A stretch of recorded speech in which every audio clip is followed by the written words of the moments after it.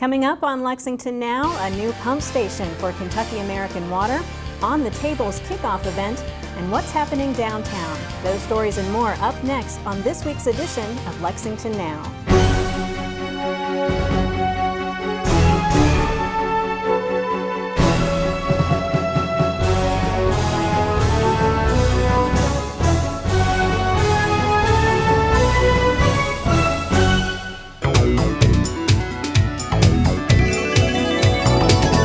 Hi, I'm Brenna Angel in for Sherelle Roberts. Welcome to this edition of Lexington Now, where we take a look at the news that shapes your urban county government.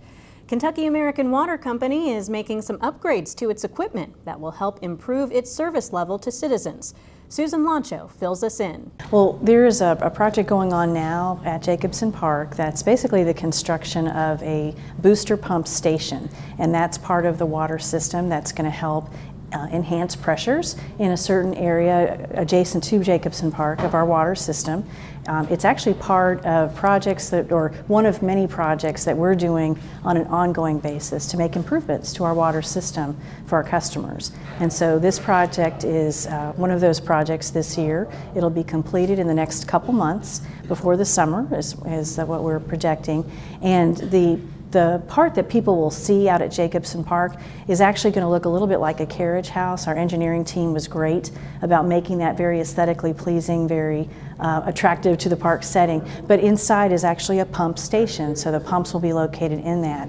But also part of that project was some updating of some water pipes in the area and so forth. But all of that is to help enhance the water pressures that customers in that area, which there are about 8,000 customers that'll be affected, all of that was to help enhance the water pressures that they experience every day.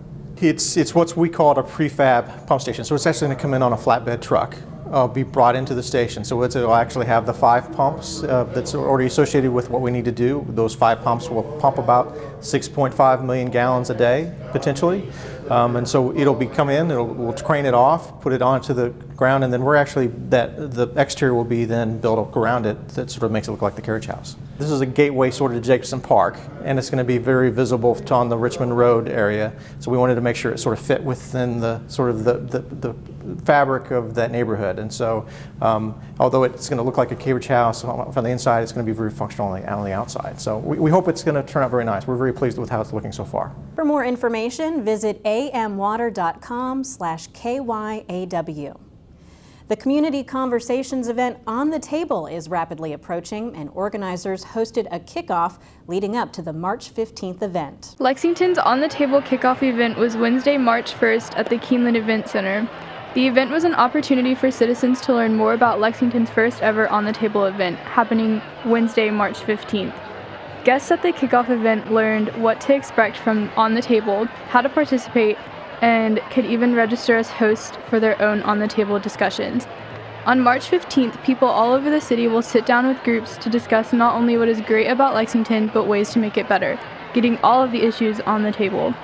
These group discussions will be used to inform Imagine Lexington, the city's 2018 Comprehensive Plan update. On the Table is a community effort made possible by many partners, including the Bluegrass Community Foundation, Leadership Lexington, the city's Division of Planning, and many others. In addition to Mayor Jim Gray, speakers at the kickoff event included Cheryl Hughes, founder of the first On the Table events in Chicago, Lisa Adkins, president and CEO of the Bluegrass Community Foundation, Chris Woodall with the city's Division of Planning, Jamie Rogers representing Leadership Lexington, Manny Kalk, superintendent of Fayette County Public Schools, and motivational speaker Paul Wesselman. For more information about Lexington's On the Table, visit onthetablelex.com. Lexington is changing. You see it everywhere you look, and more change is coming. We spoke with Chris Woodall about the city's comprehensive plan and to get a long-term look at where Lexington is headed. Comprehensive plans are required by statute. Now, we've had a long history of comprehensive planning here in Lexington. We've been doing it since 1931. It sort of sets out the vision and the implementation for moving our community forward, specifically through policy, through land use decision framework, as well as community facilities. The City of Lexington is required by law to update its comprehensive plan every 5 years. Chris Woodall, manager of long-term planning for the city, explains where we are in the process. The last comprehensive plan was in 2013, and we'll be doing our 2018 comprehensive plan update starting now, which is the beginning of 2017. So it's really a 2-year-long process. Mr. Woodall tells us just how comprehensive the comprehensive plan really is. We're going to be talking about things like neighborhoods. We're going to be talking about things like roads, green space, parks, and housing options, those types of things, rural land preservation, economic development. We really hit on all the important components of the community moving forward. So comprehensive really is the best word for it because it wholly represents all of the things that are important to the community. There are various phases to updating the comprehensive plan, and the public input phase is key to a well laid out plan. The data collection is extremely important, but so is the public input, and that's the phase we're in right now. This is the plan that really sets out the vision for the community as we move forward, and so to know what the community visions for itself is extremely important as well. Mr. Woodall explains what happens after public input and data gathering are completed and what goes into the final decision-making process. We make a recommendation for, as far as the beginning stage, the goals and objectives, we make a recommendation to the Planning Commission. We work with them to get a good draft of the goals and objectives that they eventually recommend to the Urban County Council. And that's the first phase. The second phase, which is the implementation and elements of the plan, will come from the Planning Commission itself. So my role is to sort of organize and coordinate the efforts, work with our staff to provide the best information that we can, and give the Planning Commission and the Council a firm foundation from which to make their decisions. There are more ways to get involved, including the On the Table initiative that's coming up on March 15th. For more information, visit imaginelexington.com. Coming up after the break, what's happening downtown? Welcome to Your Health, starring Your Hands. On today's show, washing your hands. If people don't wash their hands often, especially when they're sick, they can spread germs directly to other people or onto surfaces that others touch. And before you know it, everyone has come down with something. It's important to wash your hands frequently with good soapy water. Here's some hand washing tips. Wash your hands after using the bathroom. Wash your hands after coughing or blowing your nose. Wash your hands before eating, serving, or preparing food. Wash your hands after playing with your pets or touching other animals. Wash your hands after outdoor activities. Wash your hands before and after visiting someone who's sick. Wash your hands when they get dirty. And wash your hands after changing those diapers. Thanks for watching Your Health, and remember, wash those hands frequently.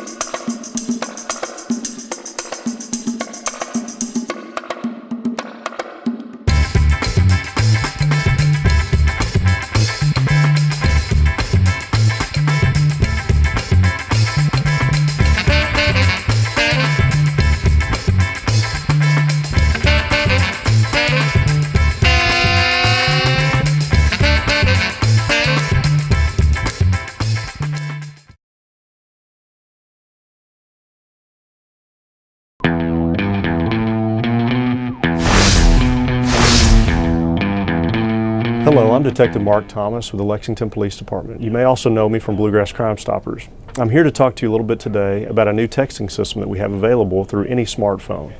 In the body of your message, you can text LexPD plus your tip to crimes. When you're submitting anonymous information, we ask that you include several things that would help us conduct the investigations more thoroughly, such as a person's name, their home address, possible license plate numbers, any other people involved, or why you think that they're conducting the type of activity that you believe that they are. All of those things, no matter how small you believe they could be, are relevant to the investigation. So please include those. So remember, you can send your anonymous tip information either through text, you can call the Bluegrass Crime Stoppers anonymous tip line at 859-253-2020, or you can go online to bluegrasscrimestoppers.com. Thank you.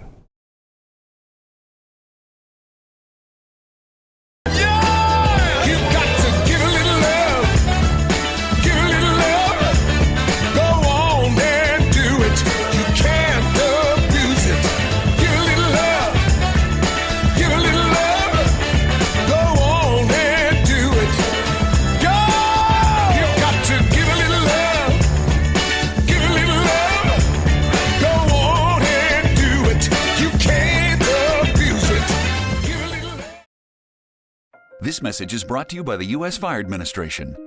Have two ways out. When fire strikes, deadly smoke can fill your home within minutes. That's why the USFA wants you to plan and practice home fire drills. Draw a map of each level of your home showing all doors and windows. Discuss the map with everyone who lives with you. Practice your home fire drill at least twice a year. Make sure all doors and windows that lead outside open easily. Push the smoke alarm button to start the drill. Try feeling your way in the dark or with your eyes closed. Have at least two ways out of every room. If your first way out is blocked by fire or smoke, you can use your second way out. If there is smoke, get low and go. Crawl quickly under the smoke to your nearest exit. Close doors behind you and gather at a pre-planned outside meeting place where first responders can see you. Call 911. Remember, get out and stay out. Never go back inside for people, pets, or things. Learn more at www.usfa.fema.gov.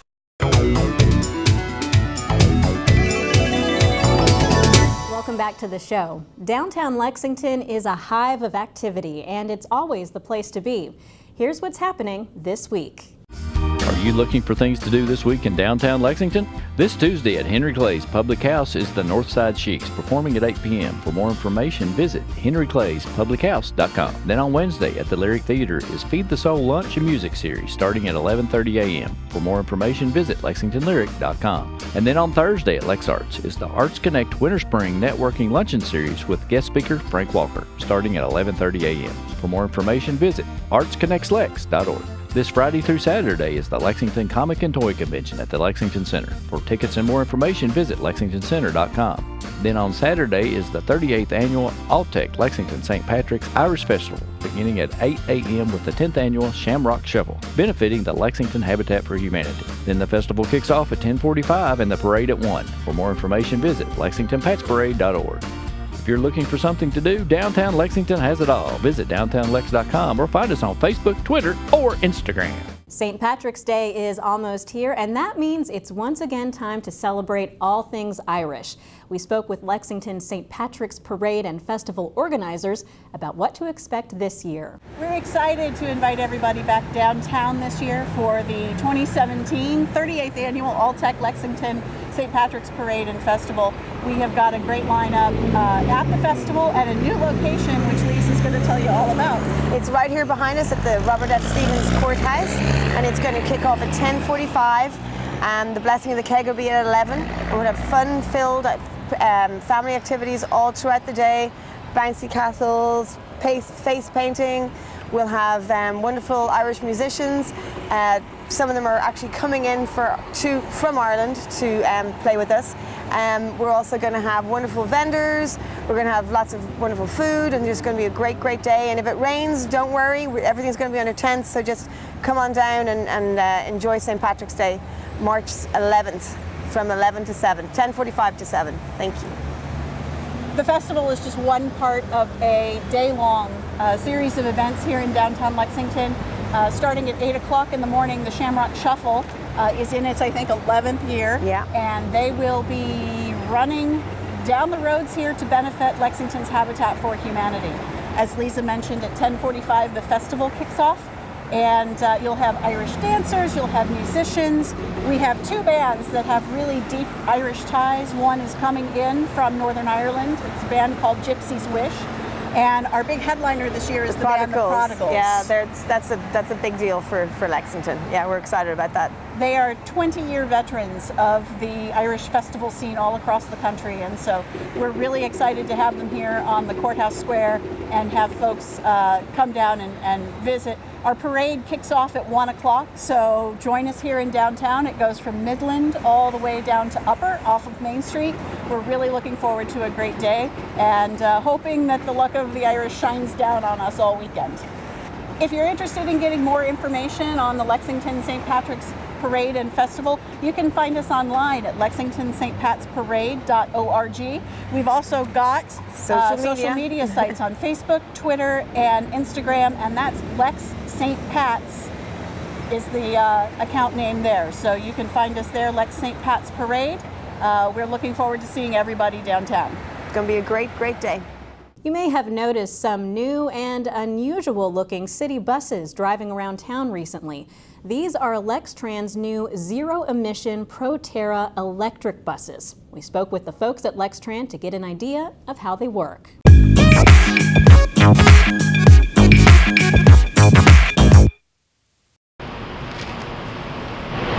Rusty, what are you doing? Well, we're here at Lexington, and I thought I'd just help them out by charging their new electric bus. Oh, okay. No, guys. We don't use that. This is what we use. Oh, you got to use this? Just this. Oh. Not this? Not that. Or that. All right. Just this.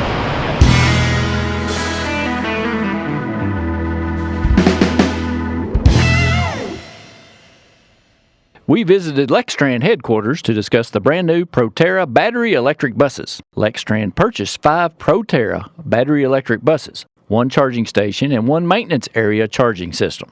Lextran plans to develop a centrally charged and operated system of electric buses running out of the downtown transit center, which serves the majority of the City of Lexington bus routes. We talked to Jim Barrett, the Director of Maintenance, and Carrie Butler, the General Manager at Lextran. Tell us a little bit about the maintenance of the electric bus between the regular conventional gas engine buses. Well, maintenance on an electric bus is less than it is on a conventional bus. You don't have to fuel the bus. You don't have to check fluids or anything like that. So on a day-to-day basis, it's a lot more. It's better for the maintenance department. As far as the 6,000 mile inspection, which is a regular inspection cycle, we do it the same as we do a regular bus. It's less, but we still do it at the same mileage. You mentioned 6,000 miles. So how long can they stay on the road? Well, they can stay on the road between charges. They'll run about 30 miles and then be recharged. And you can do that continuously. I mean, there's no stopping at that point. The 6,000 miles depends on which route they're on. If they're on a route doing 100 miles a day, at 6,000 miles, that's when they get inspected. What about the drivers? What do they think about it? The drivers love them. They're a better vehicle to drive. Visibility is much better. And the passengers like them. They're comfortable, quiet, they're a good bus. The braking system is got regenerative braking, and it will start to slow the vehicle down, and it improves your brake efficiency, and it's a smoother stop with the disc brakes. Right now we have 5 of the electric buses. We got 1 more that's scheduled to be built, and up in the air whether we get any more funding for the other buses. How many charging stations do you have around town? Right now, just 1. Just 1. Can you tell us a little bit about that, how that works? The vehicle pulls in and starts to charge. It takes approximately 7 minutes. It's 350 kilowatt power. And then after it's charged, it's ready to go.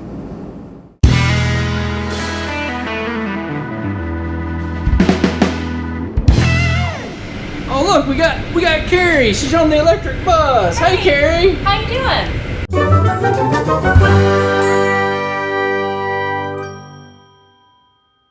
We applied for a low or no emissions grant, low-no is the term we use, and received funding for 5 electric vehicles, fully electric, zero emissions vehicles, and 1 en route charging station. So took delivery of these in November, did some training, and they've been in service since January. Funny, what we've heard is that the vehicles are quieter than a diesel bus when they're en route, and people really enjoy the ride. They're very similar to a diesel bus. You wouldn't know that it's an electric bus if we didn't say it on the side. It looks the same, it feels the same, but really once people get on board, they're like, this is a nice, smooth ride, very quiet, and they've enjoyed riding them. And the emissions between a diesel bus or an electric bus are pretty extraordinary. These are fully zero electric vehicles, so there are no emissions from the tailpipe. So the first time I got the chart to compare, I said, is this right? Is this a typo? And for particulate matter, volatile organic compounds, everything, it's zero. There's no emissions from the tailpipe. So if a passenger is boarding our bus, the charging station is on High Street.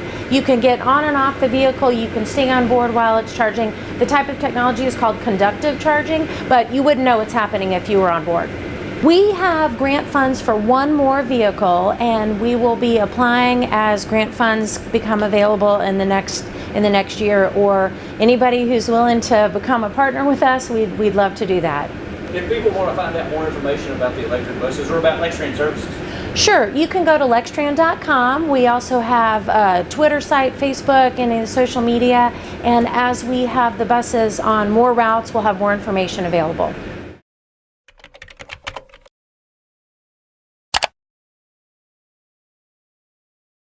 For more information on Lextran, visit their website, lextran.com.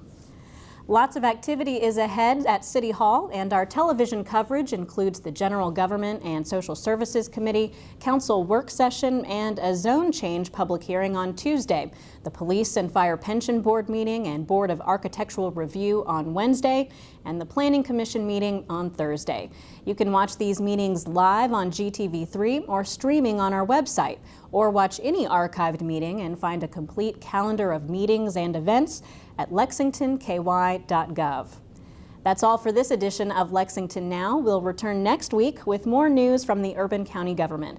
But in the meantime, you can get the latest information on the Urban County government by following us on Twitter, Facebook, and YouTube.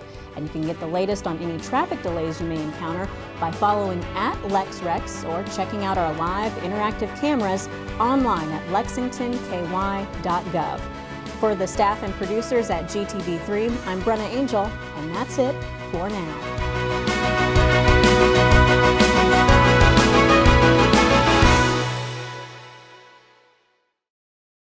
The preceding program was produced through the facilities of GTV3.